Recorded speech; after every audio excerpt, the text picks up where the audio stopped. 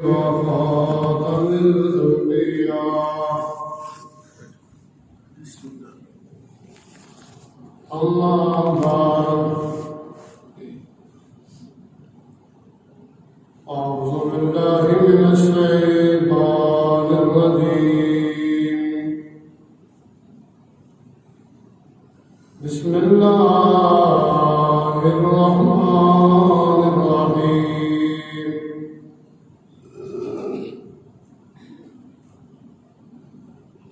ألف لام را تلك آيات الكتاب المبين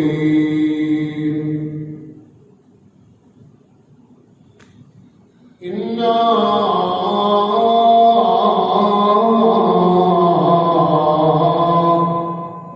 أنزلناه قرآنا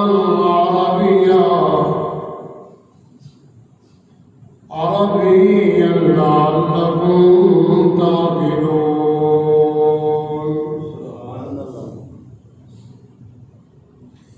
نحن نقص عليك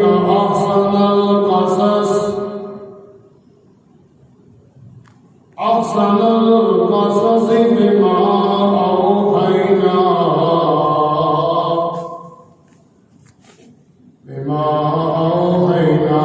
إليك هذا القرآن وإن كنت من قبله لمن الغافلين سبحان ربك رب العزة عما يصفون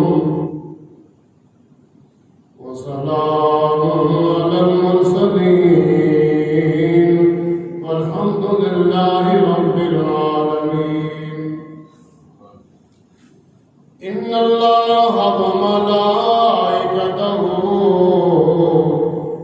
يصلون على النبي يا أيها الذين آمنوا صلوا عليه وسلموا تسليما الصلاة والسلام عليك يا رسول الله وعلى آلك وأصحابك يا حبيب الله زبانیں کھولیں اور آقا کی ذات میں درود و سلام پڑھیں صلاۃ و سلام علیک یا رسول اللہ وعلی آلک وأصحابک یا حبیب اللہ۔ اللہ تعالیٰ کی حمد و ثنا اس کے معبود میرے اور آپ کے آقا حضور رحمت دو عالم نور مجسم شفیع معظم نبی مکرم قائد المرسلین امام الاولین والآخرین احمد مجتبیٰ محمد مصطفیٰ صلی اللہ علیہ وسلم کی بارگاہ میں درود و سلام کا ہدیہ عرض کرنے کے بعد اپنی گفتگو شروع کرنے سے پہلے آپ کے جو بیٹھنے کا انداز ہے پہلے اس بات کو عرض کر دوں کہ پہلے آنے والے جو پہلی صف میں بیٹھتے ہیں اللہ کے نبی کا فرمان ہے انہیں ایک اونٹ کی قربانی کا ثواب دیا جاتا ہے۔ حالی سبحان اللہ کو اگر غلطی سمجھیے تو پہلے سب پوری کر تاکہ ثواب پورا لگ جائے۔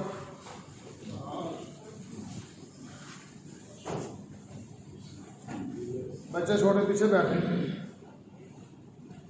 اسی ہوگی ہو جاتا ہے ثواب تھوڑا ہو زیادہ ہی ہوتا ہے۔ بڑی مہنگی قربانی ہے وہ۔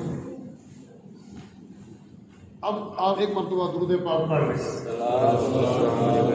اونچی آواز سے پڑھ لیں۔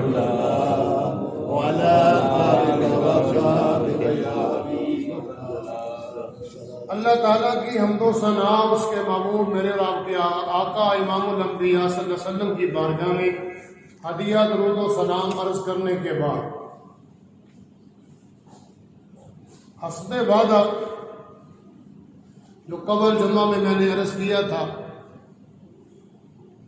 کہ ہم ایک واقعہ ایک قصہ شروع کرنے والے ہیں، شروع کریں گے آئندہ جمعہ کو، یہ میں نے وعدہ کیا تھا۔ اپنے وعدے کو پورا کرتے ہوئے آج اس واقعہ کو میں نے شروع کرنا ہے، اس کی ابتدا لینی ہے۔ یہ واقعہ بیان کرنے کا مقصد کیا ہے؟ جتنی برائیاں ہمارے معاشرے میں اس وقت ہیں وہ ساری برائیوں کا توڑ اس واقعہ میں اللہ نے بیان کر دیا۔ اونچی بات سے سبحان اللہ۔ اللہ نے اسی سورہ پاک کے آخری رکوع میں فرمایا لقد کان فی قصصہم عبرۃ لأولی الالباب، تحقیق بے شک میرے پیارے اپنے غلاموں کو فرما دے اللہ نے اس قصے میں تمہارے لیے بڑی عبرت رکھی ہوئی ہے، بڑا سبق ہے اس میں۔ جب قرآن خود فرما رہا ہے، اللہ کا حکم ہے فی قصصہم عبرۃ لأولی الالباب، اس میں بڑی عبرت ہے عقل والوں کے لیے۔ تو ہم نے یہ خالی قصہ سننا سنانا نہیں، بلکہ ہمارے اندر جو کمزوری ہے سنتے جائیں، آگے جو آگے جائیں گے سنتے جائیں اور آپ اپنے اندر جھانکتے جائیں، دیکھتے جائیں کہ ہمارے اندر کون کون سی کمی ہے۔ جو ہمارے اندر کمی ہو اس کی پوری کوشش کرنی چاہیے اور پوری کوشش کریں کہ اس کمی کو اللہ دور کر کے ہمیں قرآن کے مورتی عطا فرمائے۔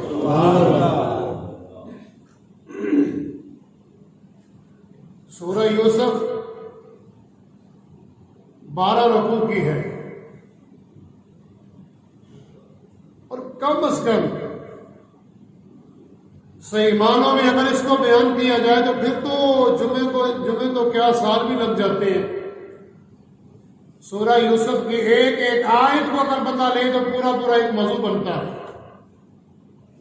بڑی دیر پہلے میں نے گجرات میں ایک مسجد میں جمعہ میں پڑھاتا تھا اپنے محلے میں، تو وہاں یہ سورہ پاک کی جو تفسیر ہے وہ میں نے 6 مہینوں میں مکمل کی تھی۔ میں اتنا عالم بھی نہیں ہوں، مجھے یہ دعویٰ نہیں ہے۔ تو میں نے شروع کیا تو لوگ کہتے ہیں کہ اس کو چلا کے رکھیں، بات کو پوری کریں، تو میں نے 6 ماہ میں اس کو مکمل کیا۔ چونکہ یہ سوال کا مہینہ ہے، خالی مہینے ہوتے ہیں سوال اور ذکر۔ آج اس کی ابتدا لیتے ہیں۔ اللہ کی توفیق سے جتنی اللہ نے توفیق دی وہ قرآن کے موتی کھول کے آپ کے سامنے رکھتا جاؤں گا۔ میرا یقین ہے قرآن سننے سے، قرآن کا واقعہ سننے سے میرا بھی ایمان پختہ ہوگا اور آپ کا بھی انشاءاللہ ایمان پختہ ہوگا۔ اللہ ہمیں قرآن کا نور عطا کرے گا اور اس نور سے ہماری نجات کا ذریعہ بنے گا۔ سورہ یوسف مکی ہے۔ آپ نے کچھ نہ کچھ لوگوں علماء سے سنا ہوگا، واقعہ بڑا مشہور ہے کیونکہ ہے بڑا لمبا چوڑا۔ اس کی جو ابتدا ہے وہ حسد سے ہے، اس کا توڑ اللہ نے اپنے قرآن میں بیان کیا ہے۔ اونچی بات سے سبحان اللہ۔ یہ موقع کون سا تھا جب اللہ کا قرآن یہ آیت یہ سورہ پاک نازل ہوئی؟ موقع کون سا تھا؟ کس موقع پر اللہ نے سورہ پاک کا نزول کیا؟ اللہ اکبر۔ میرے مولا فرماتے علی شیر خدا رضی اللہ عنہ فرماتے ہیں، لوگوں میں قرآن کے الحمد سے لے کے والناس کے سین تک اللہ نے مجھے یہ جوہر عطا کیا ہے، بلندی عطا کی ہے، اللہ نے مجھے مرتبہ دیا ہے، میں بتا سکتا ہوں کہ کون سے آیت دن کے وقت نازل ہوئی اور کون سے آیت رات کو اللہ نے نازل فرمائی۔ سبحان اللہ۔ اور میرے مولا نے یہ بھی فرمایا، میں یہ بھی بتا سکتا ہوں کہ جنگل میں کون سی آیت آئی اور شہر میں کون سی آیت نازل کی گئی۔ یہ علی شیر خدا کا یہ مقام ہے۔ حضرات ذی وقار، کون سا موقع تھا جب یہ سورہ پاک نازل ہوئی؟ پہلے یہ سمجھ لیں کہ یہ سورہ پاک مکی ہے، یعنی مکہ مکرمہ میں اس کا نزول ہوا۔ قرآن اللہ کا کلام ہے، یہ تو لوح محفوظ پر تھا، اس کے بارے میں یہ کہنا یہ مکی ہے یہ مدنی ہے،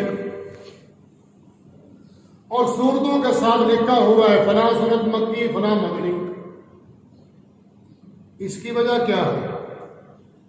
قرآن اللہ کا کلام ہے، اس کے دو دیش تو ہو نہیں سکتے، اس کے دو شہر تو ہو نہیں سکتے، اس کے بارے میں پھر یہ کہنا یہ مکی ہے یہ مدنی ہے، اس کی ضرورت کیا ہے؟ قرآن تو اللہ کا کلام ہے۔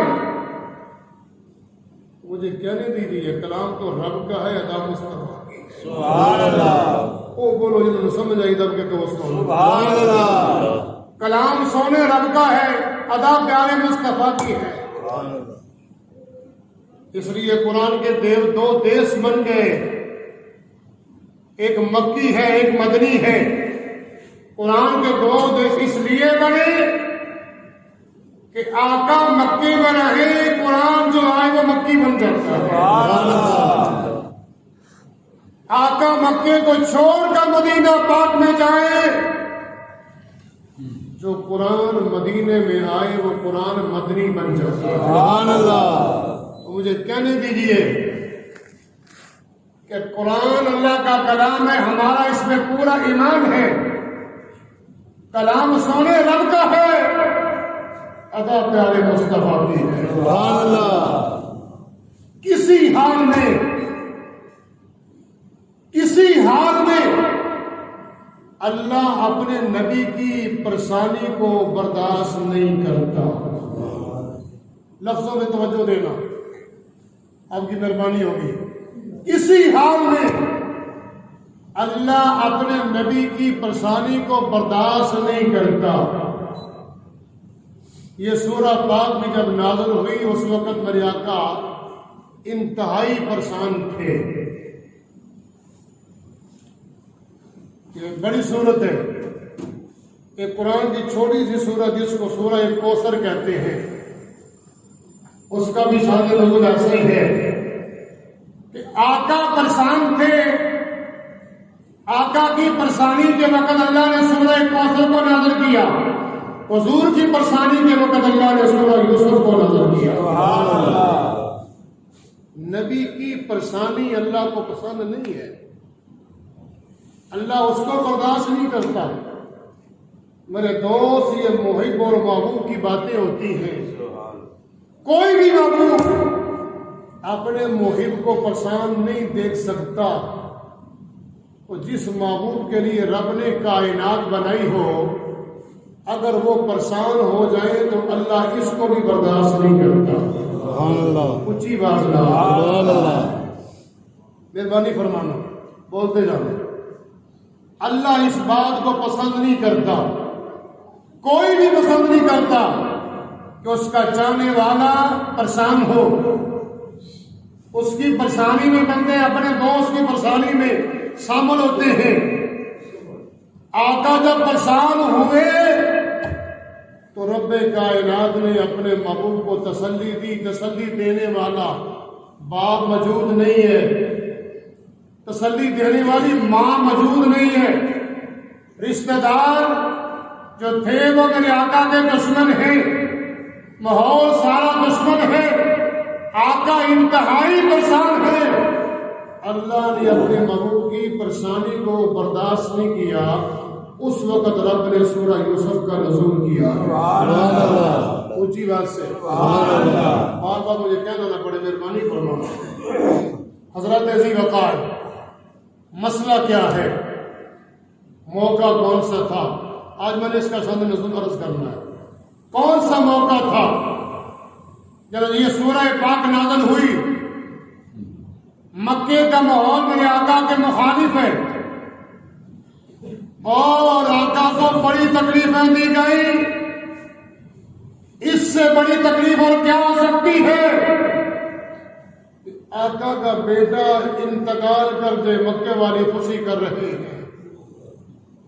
اسی لیے تو میرے آقا نے فرمایا میرا کلمہ پڑھنے والوں، ہر نبی کو لوگوں نے ستایا ہے، ظلم کیا ہے، زیادتیاں کی ہیں، لیکن یاد رکھنا جتنا میری قوم نے مجھے ستایا اتنا اور کسی نبی کو ستایا نہیں گیا۔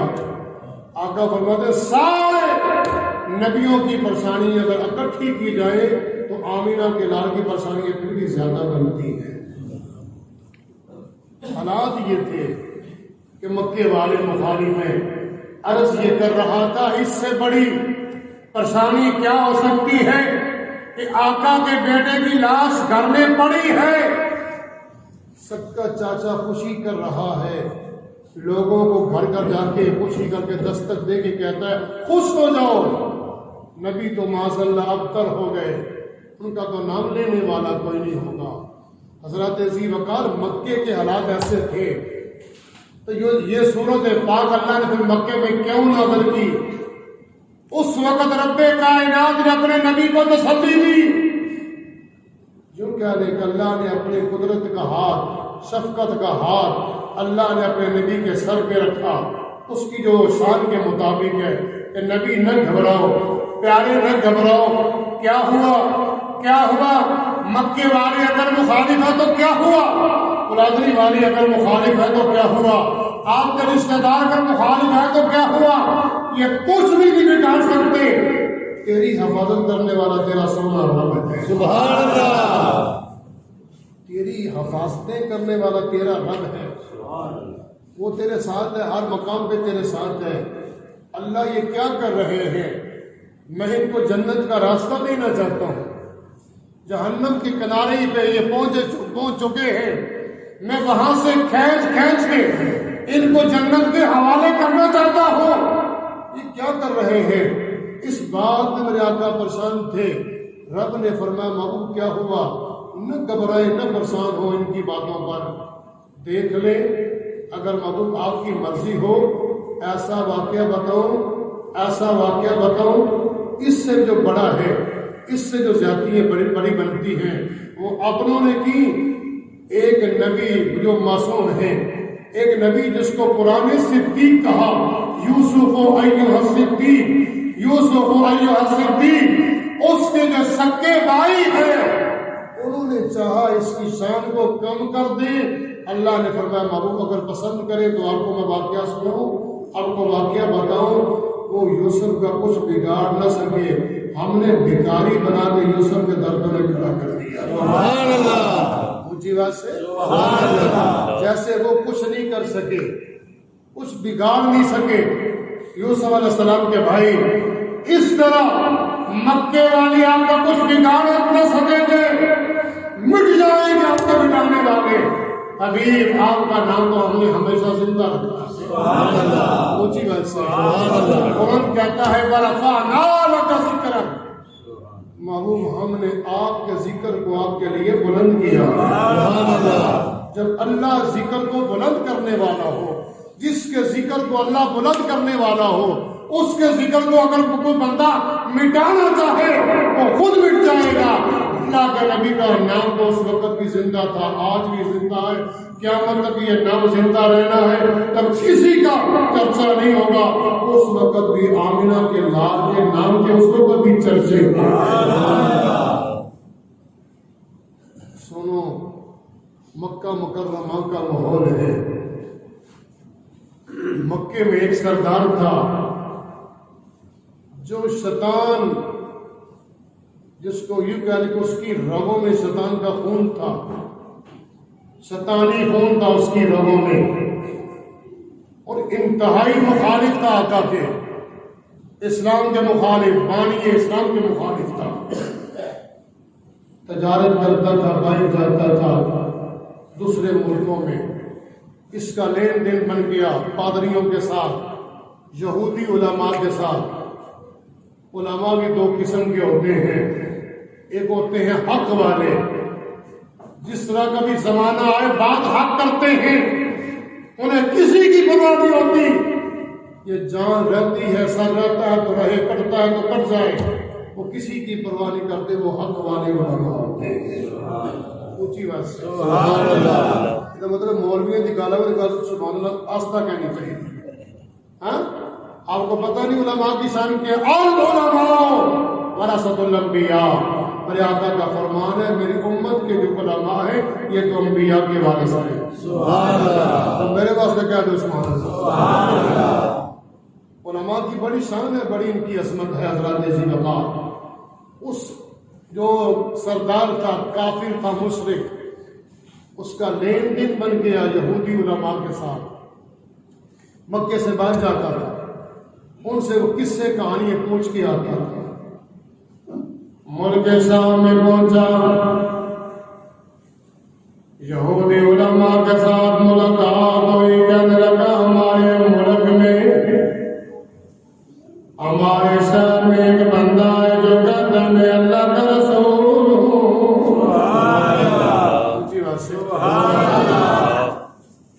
اللہ کا رسول ہوں، وہ دعویٰ کرتا ہے بتاؤ مجھے کوئی ایسا واقعہ بتاؤ، ایسا قصہ بتاؤ میں جا کے سوال کروں، وہ میرے سوال کا جواب نہ دے سکے۔ لوگوں یاد رکھنا، جس کا یہ عقیدہ بن جائے کہ نبی کو میں نے فیل کرنا ہے، اس کا امتحان لینا ہے، مسلمان کا یہ کام نہیں، غلام کا یہ کام نہیں کہ وہ نبی کا یا اپنے آقا کا امتحان لے۔ امتحان لینے والا اپنا نہیں ہوتا، یہ تو بغانوں کا کام ہے۔ کہنے لگا مجھے کوئی ایسا واقعہ بتاؤ میں جا کے سوال کروں، آمنہ کے لال جواب نہ دے سکے۔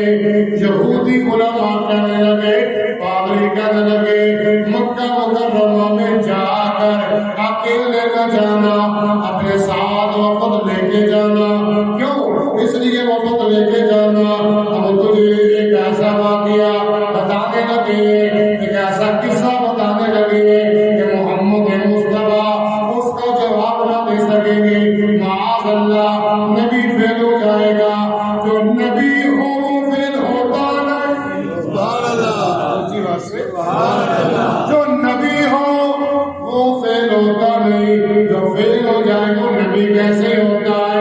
کہنے لگے لوگوں کو ساتھ لے کے جانا، جا کے سوال کرنا، شام واپس آتا ہے، مکہ مکرمہ میں پہنچا، بڑے بڑے کافروں کو ساتھ لیا، اللہ کے نبی کے پاس جا کے کہنے لگا اے پیارے محمد عربی، ہم نے سنا ہے آپ نے اللہ کا رسول ہونے کا دعویٰ کیا ہے۔ فرمایا ہاں میں اللہ کا رسول ہوں، میری شان یہ ہے۔ اللہ فرماتا ہے قل یا ایھا الناس انی رسول اللہ الیکم جمیعا۔ سبحان اللہ، میرا یہ دعویٰ ہے کہ اللہ کا رسول ہوں۔ اچھا اگر آپ اللہ کے رسول ہیں، میں سوال لے کے آیا، سوال کا جواب آپ نے دینا ہے۔ میرے آقا نے فرمایا کہ تیرے سوال کا میں جواب دے دوں پھر کیا ہوگا؟ توجہ، پھر کیا ہوگا؟ آنے والا کہنے لگا اگر آپ میرے سوال کا جواب دیں تو میں آپ کا غلام بن جاؤں گا، میں آپ کا کلمہ پڑھ جاؤں گا۔ میرے آقا نے فرمایا بتاؤ کہ تمہارا سوال کیا ہے؟ کہنے لگا میرا یعقوب علیہ السلام جو اللہ کے پیغمبر ہیں وہ اور ان کی اولاد کنعان سے مصر شہر میں کس طرح پہنچی ہے؟ سوال یہ ہے کہ یعقوب علیہ السلام اور ان کے بیٹے کنعان سے مصر میں کیسے پہنچے؟ یہ میرا سوال ہے۔ دوسرا سوال یہ ہے کہ آپ یہ فرمائیں ان کے بیٹے کتنے ہیں، ان کے نام کیا تھے؟ نام بھی بتائیں، تعداد بھی بتائیں، کنعان سے مصر میں کس طرح پہنچے؟ میرے آقا نے فرمایا سوال کرنے والے میں اللہ کا رسول ہوں، اللہ کی وحی آئے گی میں یہ بتاؤں گا کنعان سے مصر میں کس طرح پہنچے، ان کے نام کیا ہے میں بتاؤں گا۔ جب میرے آقا تھوڑے پریشان ہوئے، کیوں سوال کیا گیا اس طرح کا؟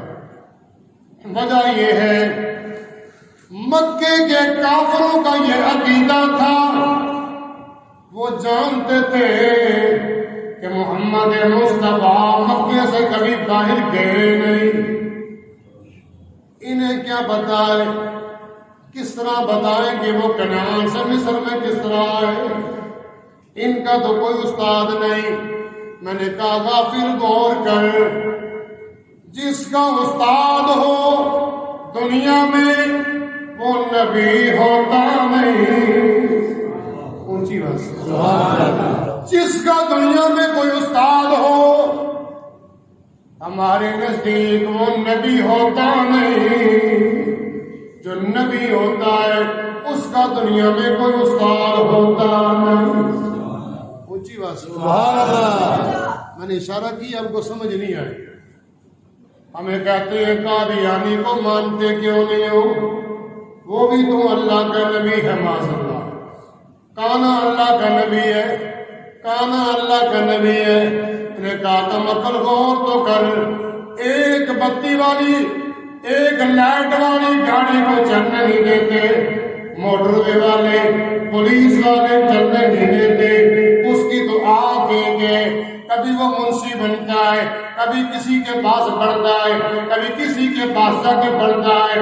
ہمارا یہ عقیدہ ہے جو نبی ہوتا وہ کسی کا شاگرد نہیں ہوتا، جو کسی کا شاگرد بن جائے دنیا میں آ کے وہ کبھی نبی بنتا۔ پیچھے تک آواز ہے سبحان اللہ۔ آقا کو پڑھانے والا کون ہے؟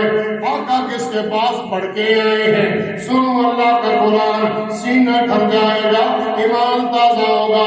اللہ فرماتا ہے الرحمن علم القرآن خلق الانسان علمہ البیان۔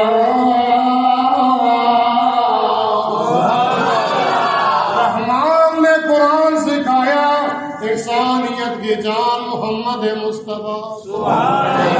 اللہ نے قرآن سکھایا، رحمان نے قرآن سکھایا اپنے پیارے محبوب کو۔ جو کچھ ہونے والا ہے، جو کچھ ہو چکا ہے، اللہ نے سارے علوم اپنے نبی کو عطا کر دیے۔ مکے والوں کا یہ عقیدہ تھا، مکے والوں کا یہ نظریہ تھا، مکے سے باہر گئے نہیں تو جو مکے سے باہر گئے نہیں، کس طرح بتائیں گے کہ وہ کنعان میں سے کس طرح چلے، مصر میں کیسے پہنچے؟ آقا تھوڑے پریشان ہوتے ہیں کیونکہ میرے آقا کے بعد اللہ کی ابھی وحی آئی نہیں۔ آقا پریشان ہوئے، اللہ کا قرآن نازل ہو جاتا ہے۔ آقا تھوڑے پریشان ہوئے، اللہ کا قرآن نازل ہوتا ہے۔ اللہ فرماتا ہے انا انزلناہ انا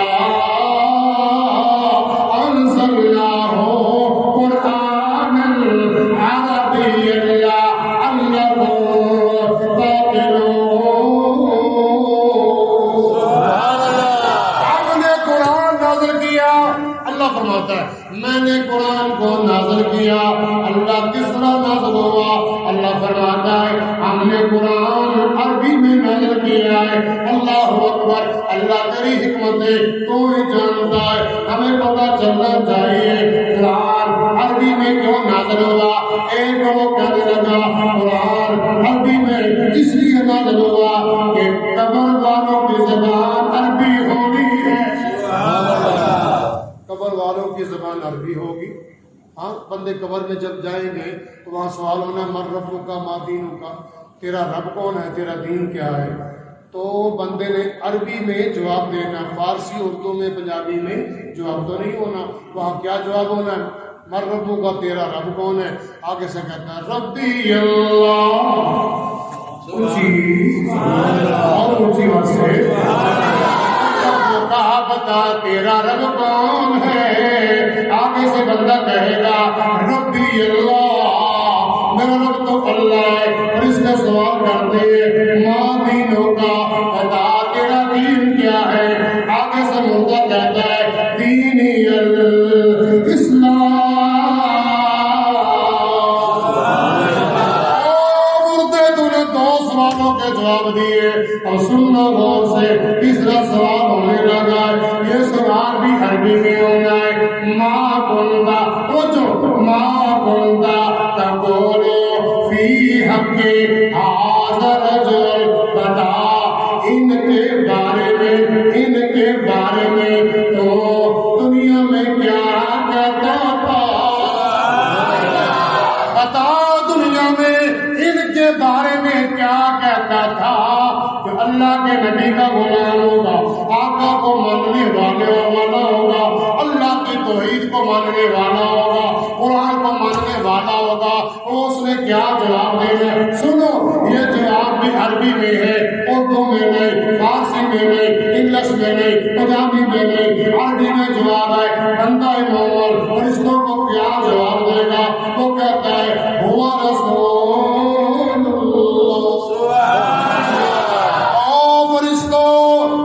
میں گواہی دیتا ہوں یہ تو اللہ کے رسول ہے. لوگوں نے کہا قرآن عربی میں اس لیے نازل کیا گیا کہ قبر والوں کی زبان عربی ہے. میں نے کہا چلو مان لیتے ہیں. ایک اور بہت بڑا اس نے کہا قرآن عربی میں اس لیے آیا کہ رب کائنات نے اہل جنت کی زبان عربی رکھی ہے. لوگ جنت میں جائیں گے وہاں سارے لوگوں نے جا کے عربی بولنی ہے. میں نے کہا میں تیری بات کو مان لیتا ہوں کہ قبر والوں کی زبان عربی ہے، جنت والوں کی زبان عربی ہے. میں نے کہا میں عشق کہتا بات یہ نہیں، بات تو کچھ اور ہے. نہ آر دیا تے نہ پار دیا، نہ آر دیا تے نہ پار دیا، کلا ساری سرکار دی. اونچی بات سے آر دیا تے نہ پار دیا، کلا ساریاں سرکار. اور یہ بات جاننے والوں کہ قرآن عربی میں اس لیے آیا. یہ جو زبان ہے، یہ جو بولی ہے، یہ قبر والوں کی بولی اور میدان محشر والوں کی بولی، جنت والوں کی بولی ہے. میں نے کہا ساری باتوں کو مانتا ہوں، لیکن یہ یاد رکھنا ہم تو عیسیٰ کے بندے ہیں. بچے دی آواز کاٹتے ہوئے جڑے بڑے بیٹھے ہو تو زندگی چوکھی گزاری دب کے کبو سبحان اللہ. سر تو چکی تو ایک منہ ویکھی جاتے ہو. میں اللہ اور اللہ کے نبی کی گل پہ کرنا توجہ دے نال میرے مسلمان بھائی اور بزرگوں. لوگ کہتے ہیں اہل قبر کی زبان عربی ہے، میدان محشر کی زبان عربی ہے، جنت والوں کی زبان عربی ہے. میں نے کہا ہاں یہ ساری باتیں ٹھیک ہے، نہ آر دیا نہ پار دیا، اللہ ساری عربی زبان میں قرآن کیوں آیا؟ اللہ فرماتا ہے انزلناہ قرآن عربی اللہ کو تاکہ اللہ کو اپنے حبیب کے ساتھ محبت ہے، پیار ہے. آمینہ کے لال کی زبان عربی ہے. اللہ نے اپنا قرآن عربی میں نازل کیا.